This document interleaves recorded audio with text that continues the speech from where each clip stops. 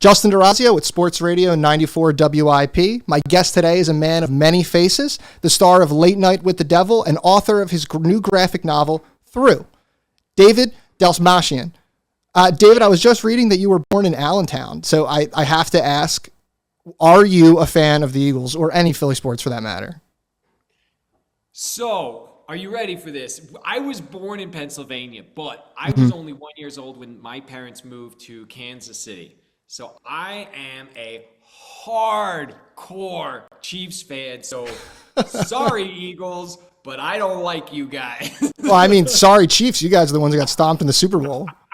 You know what, dude? The great thing about these stories is it's like the heroes always have to have, one battle they go down so they can, rise up and come and, conquer Mordor in the end. So don't worry, we're coming. It's going to be a beautiful thing. And 76ers, all the team. I mean, I certainly love and appreciate the passion that people have, especially in Philly, for like the teams. I think that's awesome. Obviously, Kansas City, we're nuts there. I lived in Chicago. Also, when it comes to baseball, I don't know like how much you get into baseball, but it was really huge baseball nut. Because I lived right next to Wrigley. So even though I was a tried and true Royals fan, you can't see it, but I guess you can. I've got a Royals tattoo. But I started to fall in love with the Cubs. And it was like a secret thing where I'd go to Wrigley and I wouldn't tell everybody back in KC how much I was starting to love. And I'm so old, by the way, Justin. I'm so old that I used to go watch Cotton Fitzsimmons coach the Kansas City Kings. Wow. The team was the Kansas City Kings before the West Coast stole our Kings from us. We had a basketball team. Weren't great, but man, did I love going to watch pro basketball. And then when I lived in Chicago, I was there in the heyday of the dynasty. So I was dating a girl at the time whose dad had season tickets. So I got to watch like the Maestro, like from, 50 yards away. Wow. That was some life-changing stuff. Wow. Were you a fan of the Cubs or were you a fan of Wrigley? I actually became a Cubs fan at Wow. a point. And now to this day, I'll happily, those are the two teams I'm always rooting for, is Royals and Cubs. Those are like the two teams that I get down with the most. And of course, it's cool being in LA and getting to see people get excited about what's going on there. And like, I'm happy for everybody, but, whatever. I'm also, I move so much and I travel the world so much that sense of tribalism around my hometown has started to shift because I've lived in New York, I've lived in Chicago, I've lived in LA, I've lived in Kansas City. And when you live in a town, you start to like fall in love with the heroes of the local town. The only time I didn't, and I'm getting ready to have a bunch of my fans bail on me, is when I lived in New York, because it was still easy to hate on the New York teams when I was living in New York. It still is now. I can't stand any of them. Sorry, guys. Well, you seem like a really, really busy guy. I mean, you've got projects coming out. It seems every other month. You've got a ton coming out towards the end of the year and into 2026. But I want to start by talking about your new graphic novel. Tell me a bit about Through. So I started writing this book. I was living in Chicago and I was fascinated with the concept. There was this artist. He was a janitor who died. His name was Henry Darger. He died and they went to clean out his apartment and they found thousands and thousands of pages of this incredible parchment he'd painted and drawn and written out these stories, these fantastical stories about this other realm called In the Realms of the Unreal. Who does that? This guy's like in his 70s, dies, has never shown another person, never even spoke to other people, really, any of his stuff. And then he dies and they find this. So I was like, that was the seed. And then I was like, what if somebody who's like me, going through life in modern day Chicago at the time, struggling with stuff that I've struggled with, which includes, depression, anxiety, compulsive control disorders, a lot of stuff that has been really made life tricky for me. What if I made it a female character. I was like, what if she almost dies and instead is rescued and finds this apartment with all of this stuff that's seemingly been made to no one else's eye except for hers. And that kind of dedication, discipline, passion for crafting a world of art actually opens a portal, and she falls through into a realm that seemingly was constructed just for her. So over the years since I came up with the idea, movies like Pan's Labyrinth from Guillermo del Toro had a huge influence on me. movies like Black Swan from Darren Aronofsky, classic literature like Alice in Wonderland, The Wizard of Oz. All that came together in this book, and I wrote it. Finally, I got the chance to actually write the script. I wrote it while I was going through probably the hardest time I've ever experienced in my life, mentally, emotionally, whatever, spiritually. It was about 2 years ago, and I just poured it out, man, and I'm so proud of it. It scares me still. It's a very naked book. It's also hopefully got a really well-crafted mystery to it, so you don't need to give a shit about my emotional and psychological journey. Hopefully, if you read the book, you're like, oh, this is just a cool story that has a really great, adventure in it. I mean, but writing from a personal place is, some would say, a lot more difficult than writing really anything else. I mean, can you talk a little bit about your struggles and coming to terms with that and being able to use that as a place for writing? So I've always loved fantasy and genre horror movies since I was a little kid, and you can write, you can live in the world of like Count Dracula and the castles and the bats and the spider webs and the costumes, and all of that stuff is so awesome. And going back to Del Toro, when you think about a film like Pan's Labyrinth, the world and the fawn and the underground and the monsters, all that stuff is so awesome, but it doesn't amount to a hill of freaking beans if the pulsing heart underneath the story, the thing that drives the story, isn't something that you can connect with and care about. So for me, by bringing the stuff that I really do wrestle with, the stuff that's hard for me, maybe the stuff that baffles me, because I think this life is so beautiful and I'm so grateful. I love my life, but it is so freaking hard. It is so hard sometimes to just be a damn human being. So I go like, okay, all that stuff, I don't need to beat people over the head with it. I don't need to be like, here's a movie about depression. Here's a movie about, hating yourself. But I can make a Jekyll and Hyde story about what it feels like to have something inside of yourself that you're really embarrassed of, or what it feels like to create an outside persona so that people feel, more comfortable with you, because you feel like if you told them what you were really thinking, they'd run for the hills. Like that shit I can bring into the work, and I think it makes it more engaging for the audience. And whether or not people put down through after they've read it and they feel hopefully what I want them to feel, which is that A, they're not alone, and B, it's okay to ask for help. That would be the greatest victory for me. Even if they don't, hopefully they'll at least be like, wow, that I really cared about that character. I was willing to read all 140 pages because the art was so cool, the adventure was so cool, the monsters were so cool, I think it's really boring. You've seen those movies where they spent a ton on kick-ass sets, they brought in awesome actors, there's killer action, and you're just like bored. Why? How is it possible that you're bored when there's things exploding every 5 seconds? Because you don't give a crap about the characters. Well, what was the illustration process like? First of all, who is illustrating through? So Kat Staggs is this amazing artist who I've been a fan of for a long time.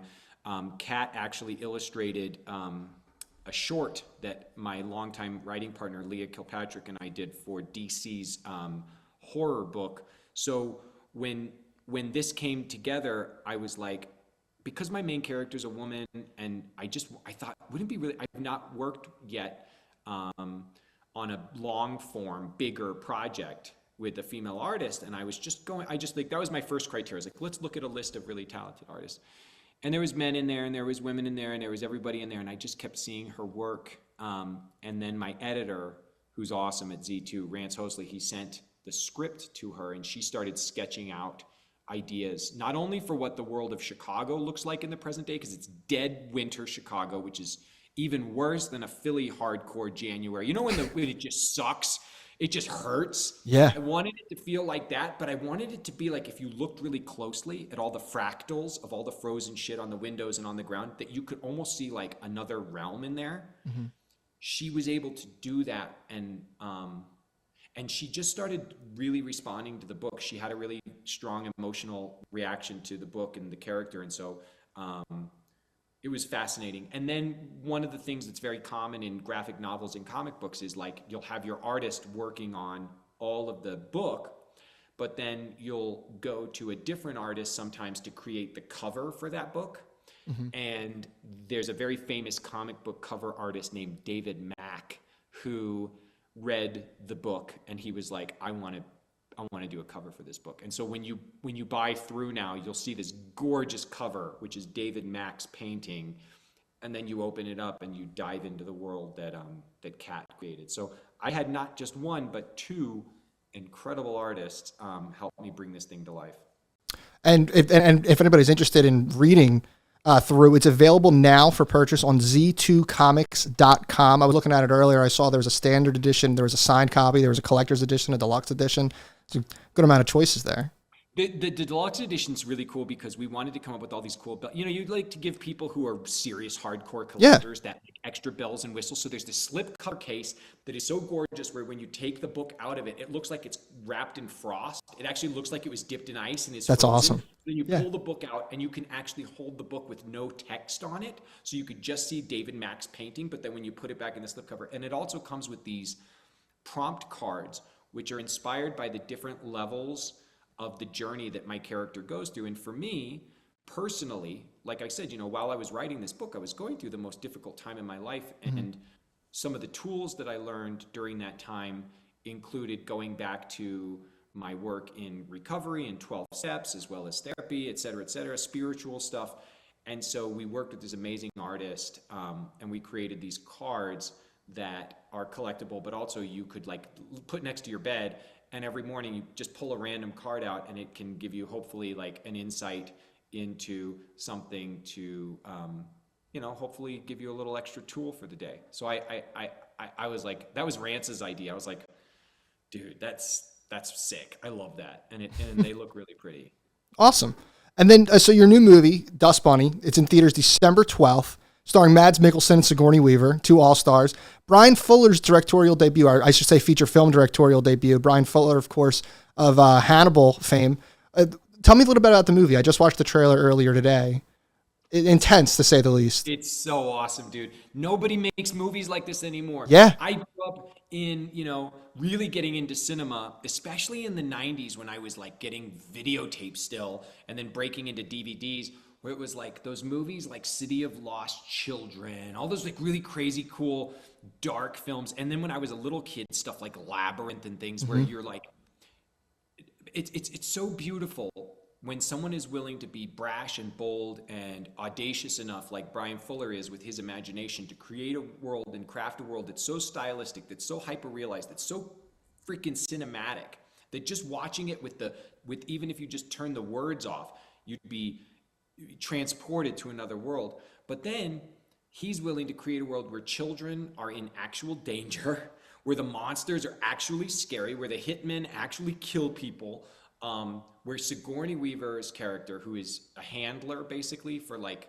this very, very, very adept hitman played by Mads Mikkelsen, is willing to go bananagrams. Like these actors were given the full kind of spectrum of like Brian doesn't put you in to do anything softly or easily. He really wants you to go as far as you can go. And in a world this stylistic, getting to see actors that I look up to so much, like Sigourney, like Mads, go where they went, it's awesome. I can't wait for people to see the movie. There hasn't really been anything like this. And in this day and age, the market, it seems like people are always like, well, it needs to be like this. It needs to be like this. It's like, who's still willing to be daring enough to make movies that live outside the box and really blow people's minds? Frickin' Brian Fuller is. I'm excited. I'm really excited. I try to get to the movies at least twice a week. I've got the AMC A-list, so I go often. I try to go twice a week, so I'll definitely be going to see Dust Bunny. Thanks, dude. Yeah, that's going to be really fun. There's a bunch of cool movies coming out in December that I think complement each other well. You've got Five Nights, which is obviously kids in danger, and it's a fantastical thing based on this horror world, and that movie's got a lot of my buddies in it. And then Dust Bunny, which, by the way, also bunnies. There's scary killer bunnies in both of those movies. So maybe we should have like a Barbenheimer movement. It's like we'll call it Chuck. Wait, we'll call it Freddy Bunny. I don't know. We'll go five. We'll come up with a name. We need a Barbenheimer week coming up. We'll workshop that. Okay. This past weekend, the Philadelphia Film Society had an 18-hour marathon of the entirety of Twin Peaks: The Return, David Lynch's swan song. How much did you make in it? How much did you watch? I watched the entire thing. Caught the entire thing. Hell I yeah, took off Justin. the whole weekend. I was this day they announced so it. I was so impressed. excited. I loved it. Did a lot of people hang in for the whole Oh, thing? oh yeah. They sold day passes and they sold weekend passes. It looked like most people were weekend passes. I recently got to go to a screening where they just played episode 8, and it was really Yeah. fun, where everybody just sat back and watched together. But like, dude, so I grew up obsessed with horror movies, monster movies, comic books. The first true auteur filmmaker when it came to like the mastery of the artistry of cinema for me, beyond the like Frank Wales and the, Todd Brownings, was David Lynch. I was a kid. I saw Eraserhead. It fucking blew my mind. I got very hardcore into David Lynch in the way that like I studied about him. I read all of his books. When he would go to do a signing, I would wait in line for 4 hours to get him to autograph my book. In fact, the first invitation I had to a real life Hollywood premiere at the Chinese Theater for a movie that I had a small role in, I was late to that because I was waiting at a record store to get David Lynch's autograph. This is how devoted I was. So the fact that he invited me, that I got to go play in his world, and it all kind of ties into like Dust Bunny and through, even because David has always been one that like manifests the magic of the dream reality and the world that lives in our subconscious. And I really, really wanted to do that with Through. I wanted to tell a story that was on the surface a fantastical mystery, with elements that were hopefully kind of mind-bending, but underneath it all was like deeply buried subconscious psychological mazes. David and what he did with The Return, it's such a grand masterpiece, piece of art that I think people will be looking back on and studying for like many, many, many, many years to come. And he couldn't have been nicer to me. He made me feel so, man, it's hard to even like quantify what a profound experience that was. I'm so glad I got to experience it in a theater. It was a once in a lifetime experience. I'm going to leave you off with the same question I ask everybody to end all my interviews. What was the last movie you saw in theaters, and what's the next movie you're seeing in theaters? So the last movie I saw in theaters is a very good question. What was the last movie I saw in theaters? If you're taking that long to remember, you got to go to the movies more often. The thing is, I've been shooting movies. Shooting. And I just saw something last week that was really good. It's so silly, my brain farts like this. I think it was One Battle. And the next thing that I'm going to see in theaters is, I want to see, I want to see Die My Love. I saw that. Yeah, I really want to go. I'm shooting nights right now, so like I try to sleep during the day, and then we shoot from 5 p.m. until 5 a.m. And then I'll wrap at like 5 a.m. on Saturday, and then I want to get back to my kids because I get a few days off for Thanksgiving, so I'm trying to like get home with them. I don't think I'm going to take them to see Die My Love, but I will hopefully get them down to bed one night, get a babysitter, and sneak out to go see Die My Love. And then there's a couple of things that I really want to see. I can't think of the name of it, so I don't want to embarrass myself or insult the filmmakers, but the title is so cool. What is it? If like I had a leg, I would kick you. If I Had Legs, I'd Kick You. So If I Had Legs, I'd Kick You was my number 2 film of the year. I adored. Rose Byrne is incredible in that movie. So awesome. Yeah. And I'm gonna try and catch that and Die My Love this weekend. But of my favorites this year, definitely Sinners, definitely Weapons. Did you see Frankenstein yet? That's the last thing that I saw in the theater. I saw There you go. Frankenstein at the Egyptian right before I came here to start filming with Brian Fuller. Oh, awesome. Got a little group of us together, and we saw it on the big screen.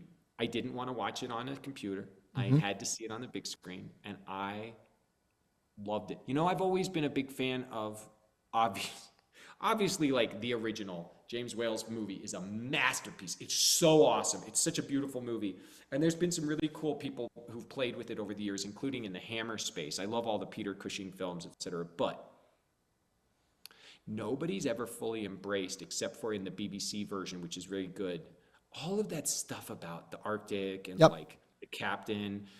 And I've always not minded because in the book it worked, but I always was like, I think that would not work in a film. And I love that is the framing device through which Del Toro chose to like still tell the story.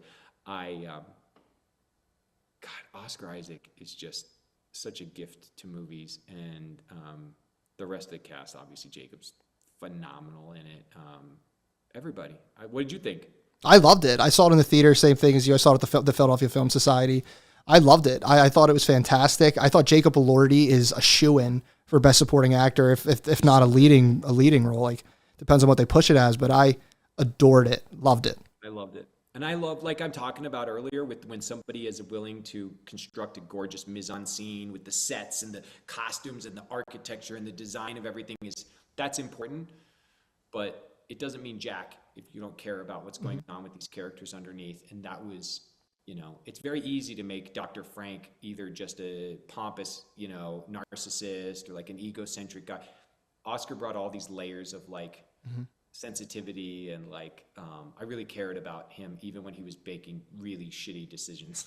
Yeah, and I thought Mia Goth, the decision to make her both Elizabeth and Victor's mom, like such a small detail that some people, like my buddy, didn't even get it. Like he didn't recognize it until after the film. Like little stuff like that is amazing. I want to work with her so bad. Oh yeah. Oh yeah. I've gotten to work with Oscar briefly, obviously, in Dune, but I got to kill him, so that was fun. I got to work, and you know what? I killed him, and he killed me at the same time, so there you go. It was a mutual murder.